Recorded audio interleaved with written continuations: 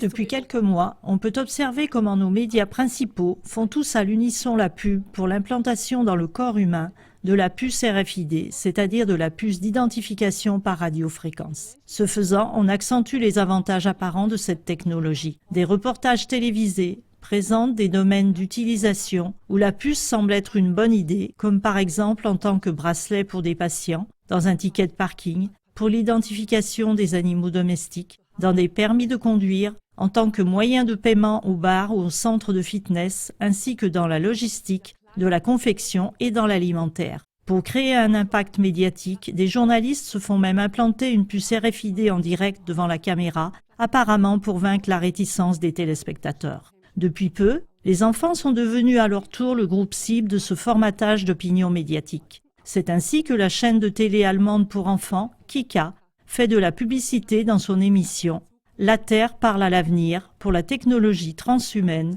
c'est-à-dire pour une technologie dans laquelle les limites humaines seraient surmontées. Dans l'émission « Cyborg, mi-homme, mi-machine » du 5 mars 2016, un petit garçon raconte combien ce serait génial d'être doté de super-forces surhumaines par une fusion de l'homme et de la machine, ce qui justement caractérise le cyborg.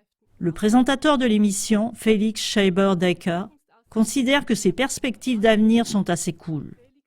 Il explique aux enfants, en s'appuyant sur différents exemples, comment des personnes avec un handicap, comme par exemple des sourds, des daltoniens ou des personnes à mobilité réduite, pourraient devenir des personnes cyborg par une fusion avec des appareils d'aide technique et pourraient ainsi compenser leur handicap. Mais selon la chaîne Kika, il semble que l'implantation d'une puce RFID est intéressante, pas seulement pour des raisons médicales. En fait, on fait comprendre aux enfants qu'il s'agirait d'une mode. Comme pour un tatouage ou un piercing, ils pourraient décider de se faire implanter une puce RFID. En faisant cela, ils pourraient se transmuer par amusement en cyborg qui pourraient ouvrir des portes fermées ou transmettre des données importantes par portable.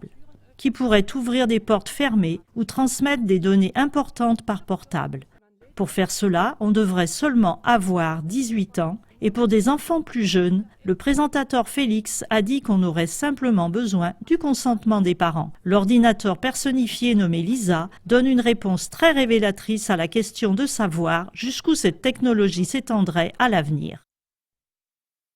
Cher Félix, l'avenir sera parfait. L'homme et la machine fusionneront de plus en plus. Si une fois quelque chose s'abîme, peut-être un organe ou un os, ceci ne sera pas du tout un problème. Comme dans un garage, il y aura tout simplement un organe de remplacement. Évidemment, un organe technique. Même des émotions seront régulées par le biais des senseurs et de mini-ordinateurs. Fini les accès de colère incontrôlés. Tout sera programmé bien minutieusement. Bientôt, on ne pourra plus faire la différence entre homme et machine. Nous deux, nous deviendrons simplement un. Il y aura des extrasenseurs et ceux-ci feront attention à toi. Ceux-ci contrôleront si tout va bien dans ton corps. Nous pouvons corriger même des petites faiblesses mentales.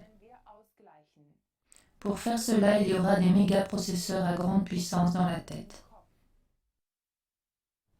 Stop! On fait la pub pourquoi ici? Des émotions seront régulées par le biais de senseurs et de mini-ordinateurs. Il y aura des extrasenseurs qui feront attention à toi, des méga-processeurs à grande puissance dans la tête. Or, depuis longtemps déjà, des médias d'information alternatifs avertissent exactement de cette évolution. Car un émetteur intégré dans l'organisme humain a des conséquences très dangereuses, pas seulement d'un point de vue médical, à cause de ses propriétés favorisant des tumeurs. Et il paraît qu'on peut aussi manipuler le comportement humain au moyen des ondes radio de la puce. Mais dans ce reportage pour enfants, on n'a pas du tout parlé du risque de l'asservissement par l'électronique.